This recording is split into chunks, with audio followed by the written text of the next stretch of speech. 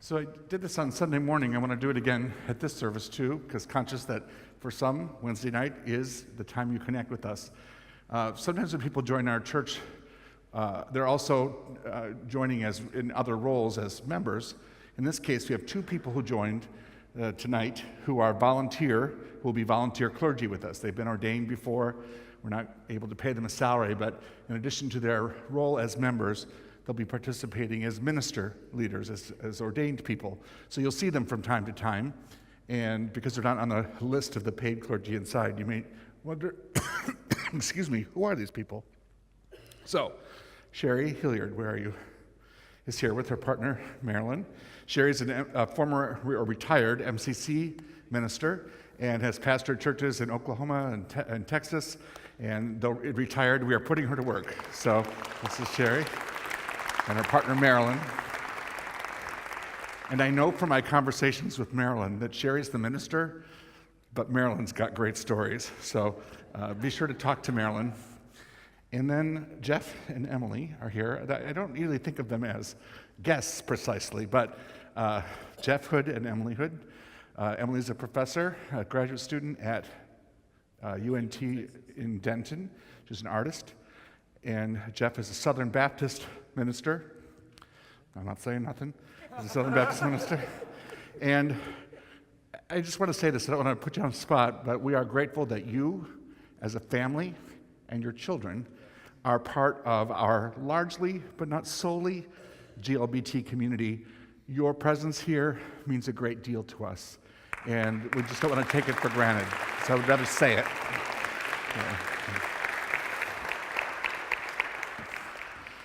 So we have a sort of a series going on for the summer. We tried to look at, in the course of my time with you, I tried to use the Bible on Wednesday nights, especially different parts of the Bible.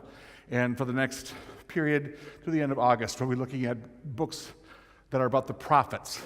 And when we talk about prophets, that may be a word that's familiar to you or not. In the Old Testament, in the Hebrew Bible, prophets there are some famous ones, Isaiah, Jeremiah, who we'll hear from tonight. There are a number of what are called minor prophets. And there's a tradition in the Hebrew Bible of people who are anointed by God to speak truths, sometimes easy truths, sometimes difficult truths. They're not always the most popular people, but they do have something to say. And you can usually gauge a prophet because whether they irritate you or speak to you, you know that there's a truth somehow in what they're saying, even if you're resisting it. Even if you want to just call them outright wrong or irritating, still, there's something about the quality of what they're sharing that you know to be on some level a truth. So that continues in the New Testament too. John the Baptist was called a prophet. John the Baptist, who was a little eccentric, who went around with long hair and wore camel's hair clothing and a leather girdle, and often would say things like, "You snakes and vipers," to religious people, so not always a popular dinner guest. When I worked in Berkeley, before coming to work here in Berkeley, California, I had trouble convincing the students that John the Baptist was really very eccentric, because he kind of fit in there in some ways with his sort of unruly ways. In the book of Acts, prophecy, the gift of prophecy, is given in the chapter 2, where the Holy Spirit is given to everyone. And there's an emphasis in the New Testament that prophets, to prophesy, to tell this kind of truth, is not just for the famous. But it says in Acts 2, quoting an earlier passage in the Hebrew Bible from Joel, "Your sons and your daughters shall prophesy." And I want to emphasize that your sons and your daughters. Sometimes in our patriarchal tradition, our mostly male-dominated history, or our basis, we tend to forget or overlook that women are prophets as well as men. That was true then, it's true still. And in our patriarchal Christian practice, where the majority of Christians today still don't allow women to be priests or ministers, in the Roman Catholic tradition, in the Eastern Orthodox tradition, in the evangelical churches, it's important to remind us that in the book of Acts, God says, "I will pour out my spirit on all flesh. Your sons and your daughters shall prophesy.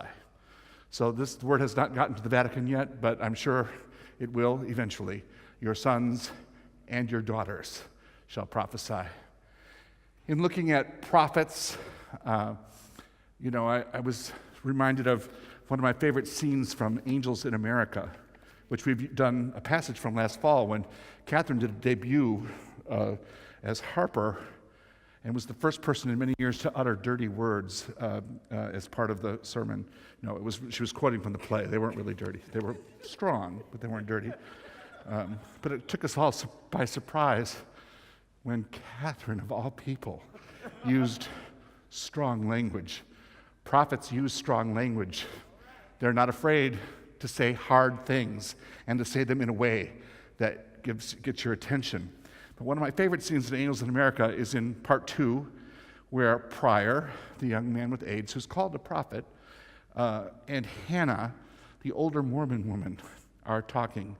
And she says, even though they disagree about just about everything, she does believe in prophets, that her Mormon tradition affirms this. 170 years ago, she says, which is recent, an angel of God appeared to Joseph Smith in upstate New York, not far from here. People have visions. But that's preposterous, Pryor says. Hannah says, it's not polite to call other people's beliefs preposterous. He had great need of understanding, our prophet.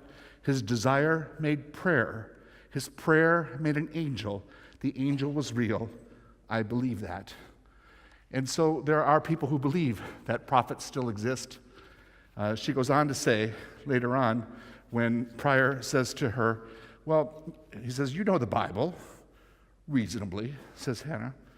Pryor says, the prophets in the Bible, do they ever refuse their vision?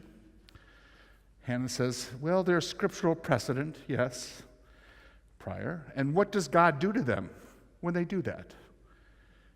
He feeds them to whales. So, referencing Jonah, the story of Jonah. So if you're a prophet, you might not want to be sharing what you're sharing any more than people want to be hearing what you're hearing. But you feel compelled somehow to express this. I believe we all have truths, prophetic truths, to express, all of us, every single one of us. And in the course of our lifetime, we will utter those truths, and they'll change us as the utterer, and they will change the people who hear them as well.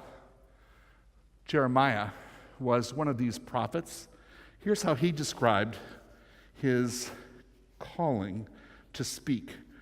We'll talk about how he was called a prophet first, but this is what he says later of the experience. If I say, I will not mention God or speak anymore in God's name, this is in Jeremiah 20, then within me there's something like a burning fire shut up in my bones. I'm weary with holding it in, and I cannot. When you have a prophetic word to utter, one of the characteristics of it is you just can't keep it in. You know the song, I said I wasn't going to tell nobody, but I couldn't keep it to myself, couldn't keep it to myself, couldn't keep it to myself. I said I wasn't going to tell nobody, but I couldn't keep it to myself what the Lord has done for me. And there are times in our lives, like Jeremiah, when we have a truth to share that is so important. We're not afraid of what other people think anymore. We may be aware of the consequences, but the importance of telling the truth outweighs our fears of what it will do to, not only to them, but to us, to keep it in. You know, this is what prophets look like and what they don't look like. A certain governor, seeing children crossing the border, says, oh, let me get the National Guard to protect us from this invasion of children seeking sanctuary and refuge. That's what a prophet doesn't look like. I'm not naming any names, because I just get in trouble. here's what a prophet looks like. A certain judge in Dallas, Texas, hearing of these children and going and visiting and seeing what was taking place, said, "We'll take 2,000 in Dallas." He sees the children. He doesn't see a menacing invasion. He sees a compassionate opportunity. And he makes a statement and then works to implement it, even though, let's face it, it's not going to earn him any votes in Texas. But a prophet can't keep it to herself. A prophet can't keep it to himself, and they say, "Welcome." Not call out the guard, but welcome. That's what a prophet looks like. That's what leadership looks like. I called out one of my colleagues on Sunday in my sermon, a certain minister from a certain downtown First Baptist church, for saying that Jesus would build a wall in the presence of these children. But I want to say that today, or yesterday, a group of denominational leaders from a variety of denominations went to visit the border from around the country, and one of them from the Southern Baptist Convention, the very same church from whom this other colleague of mine, the nameless one, comes from, says, "This is a crisis, and not simply a political crisis, but a moral one." He said, "The anger directed toward vulnerable children is deplorable and disgusting." This is Russell Moore, the president of the Ethics and Religious Liberty Commission of the Southern Baptist Convention. "The first thing is to make sure we understand these are not issues. These are persons. These children are made in the image of God, and we ought to respond to them with compassion, not with fear." And then I heard this on NPR, of course. He called upon Southern Baptists in the state of Texas and around the country to welcome these children. And we know that that will not be easily received. But if they can do it, we can do it.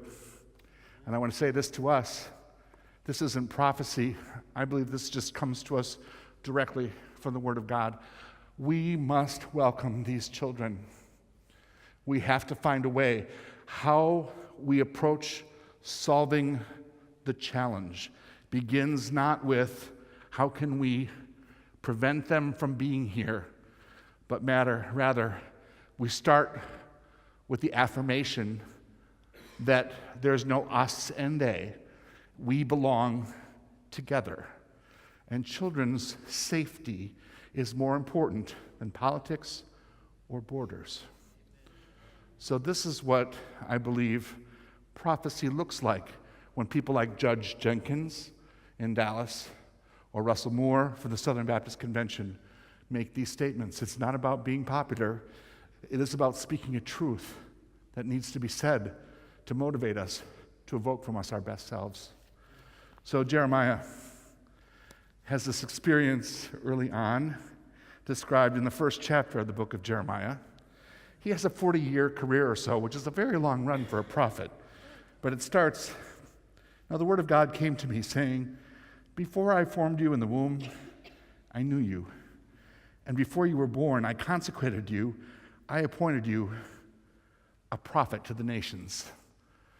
So Jeremiah has an early sense of destiny, an early sense that he has been called to speak a truth, and an early sense that he does not want to do that either.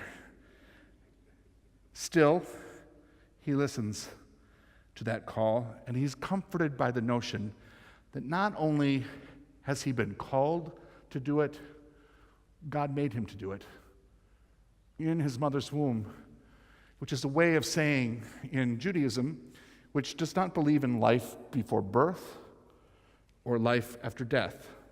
It's a little different from Christianity, right? But it's a way of saying in Judaism, my whole conscious experience has been that God made me to speak truths, my own truths to power, but this is why I'm here. And though we tell Jeremiah's story because we reverence him and we have a whole book by him, still, what God said to Jeremiah, I believe God speaks to each one of us. You were made to speak truth to power. You were made to speak truths that set you and others free. Jeremiah resists this inclination to speak truth. He says, "Oh God, I don't know how to speak. I'm only a child. I'm too young. I'm only a child." Right now, children are speaking to us, sometimes with words, sometimes with their bodies. They're showing us something that is natural for the human person to seek sanctuary, safety, nurture, and comfort. God says to Jeremiah, "Don't say, 'I'm only a child.' You shall go to all whom I shall send you, and you shall speak whatever I command to you. Don't be afraid of them, for I am with you to deliver you." God answers not to our fears or anxieties that we are inadequate in some way, too young, not orthodox, not part of the tradition, too gay, no such thing, too just not a church person, too outside the norm. These are all things we might say, and God says, "No, don't worry. These anxieties that others have instilled in you to prevent you from speaking your truth, forget it. Here's all you need to know. I'm with you. Not I'll do it for you. Not I'll send you to do it alone. I'm with you the whole way. You are never without me." Where is God in situations of truth-telling? Not with those necessarily in power, but sometimes God, more likely, God is with those who speak truth to power. With you. These are some of the most important words in the Bible. We have immersed ourselves in notions of domination and submission, both in our relationship with God and in how we order society. But God's preferred method is partnership, egalitarian partnership, comrades doing it together. I wouldn't ask you to do anything I wouldn't do with you. Not that I wouldn't do myself, but that I wouldn't do, that I would only do with you. That's what I ask you to do. I am with you. That's how God is. That's how we're empowered to be prophets. I want to show you a prophet who you could say, who would have no reason not to say, "I'm too young," or "in my culture, because I am female, no one will pay attention to me." Malala, who, and I want to say this very clearly, the religious tradition that oppresses Malala, this young woman now just turned 17 in Pakistan, is Islam. But it could be Christianity here. I want to be real clear. This is not about saying, "Oh, that bad Islamic culture that doesn't affirm women's equality." See, I think our own Supreme Court just made a statement that's a little suspect in terms of regarding women's rights to self-determine and to speak and act for themselves. So it's not you Muslims, it's more we religious people have to be careful about our tendency to restrict, confine, suppress. Remember, God says, "I am with you." No power dynamics. So Malala, 17 years old now, just turned 17, a year and a half ago, was shot by religious extremists where she is for insisting on her right to an education. So here's a few excerpts from her speech at the United Nations a year ago. Being here with such honorable people is a great moment in my life. Today is the day of every woman, every boy, and every girl who have raised their voice for their rights. So here I stand, one girl among many. I speak not for myself, but for those without voice can be heard. On the 9th of October 2012, the Taliban shot me on the left side of my forehead. They shot my friends too. They thought that the bullet would silence us. But they failed. Weakness, fear, and hopelessness died. Strength, power, and courage was born. I do not even hate the Talib who shot me. Even if there is a gun in my hand and he stands in front of me, I would not shoot him. Be peaceful and love everyone. We realize the importance of our voice when we are silenced. The terrorists are misusing the name of Islam and Pashtun society for their own personal benefits. There was a time when women social activists asked men to stand up for their rights, but this time we will do it by ourselves. That was her a year ago. Still alive, despite the worst sort of attempt to intimidate her. She continues to speak her truths at peril to her own life, but she dare not keep it to herself. The thought of not speaking is more terrifying to her than the thought of dying. I lift her up as an example of a prophet in the biblical sense and in the contemporary sense. She spent her 17th birthday a week and a half ago in Nigeria, meeting with the president and encouraging him to meet with the parents of the still missing 219 girls. She said this to those who are holding those young women in captivity: lay down your weapons, release your sisters, release my sisters, release the daughters of the nation, let them be free. You are misusing the name of Islam. Islam is a religion of peace. She spoke her truth. And I know, do you feel it when she speaks, that there's a clarity and a veracity that you can't deny?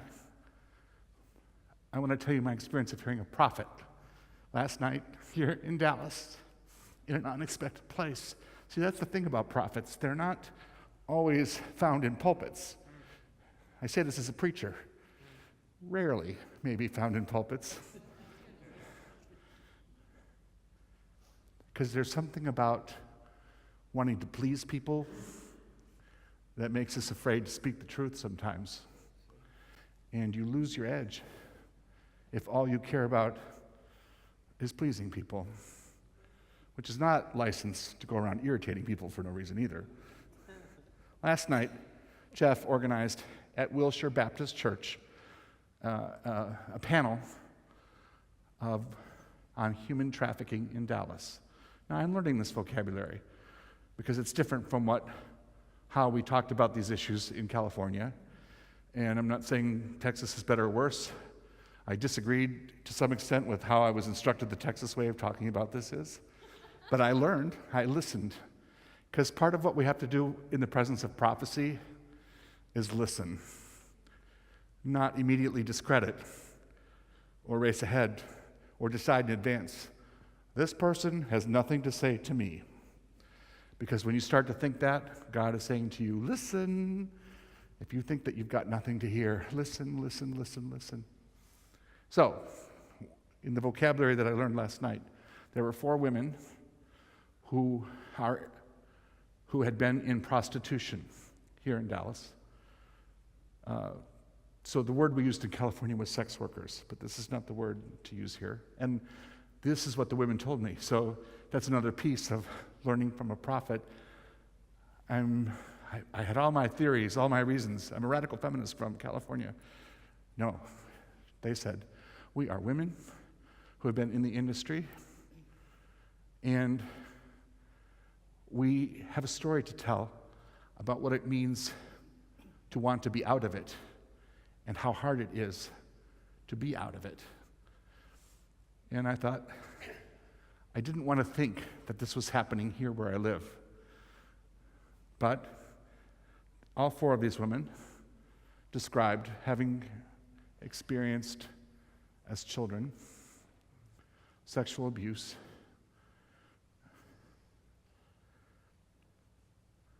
and talking about what it means at the age of 8 here in Dallas to be sold by your mother to male relatives who used you for themselves and for himself, and then also as entertainment for his friends.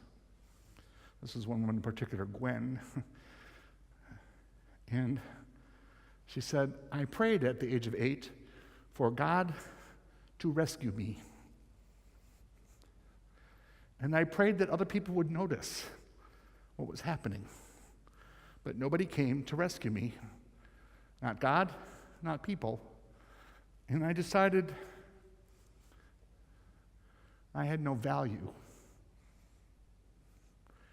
And that started at 8. She's in her 30s now. And she's made a life change. She's no longer working in prostitution, she says. She's raising her children. But when she said, I didn't grow up feeling like I made a choice. This happened to me from the time I was 8. And perhaps more damaging than the physical damage was the interior, spiritual, psychological damage of being convinced she had no value. And I thought, oh my God, I'm a gay man with HIV. I know that 60% of gay men with HIV have also experienced at times in their life sexual exploitation as a child or as a minor. This is very complex and nuanced, but I want to say that one of the biggest cofactors in HIV infection is this shared experience. What that means is when a person who is very different from you says, in every aspect of social location, I thought I had no value, and I didn't understand what choice meant. I knew what she meant, not just intellectually. My body understood completely what she was saying. And that's how I knew I was in the presence of a prophet, because it stirred in me something I couldn't not agree with. So her words of prophecy, I want to leave us with tonight. One of the best things we can do if we care about, 2 weeks ago I wasn't here because I was at the church meeting of the fellowship, which is Living Faith Covenant Church. It's the local church. It's an African-American Pentecostal gay church in Oak Cliff. And we learned about HIV infection in Dallas, ongoing, rampant. And that impressed my conscience so much because we hardly ever talk about it anymore. So here's what I want to say. Here's what that prophet spoke to me, and I want to share with you. If we care about HIV infection, if we care about the fate of women who find themselves trapped in prostitution here where we live, then we have to start early caring about the children. And that means those children that are coming right now across the border. If we care about what happens later, the best way to express it is in how we deal with them, us, now. So, Jeremiah said, I'm too young. We could say, I'm too old.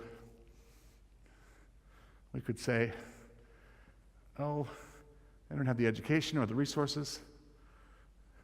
I want to remind us that choices to choose not to do something or to choose not to say something changes us too. But to choose to act, to choose to speak, can bring truth and change.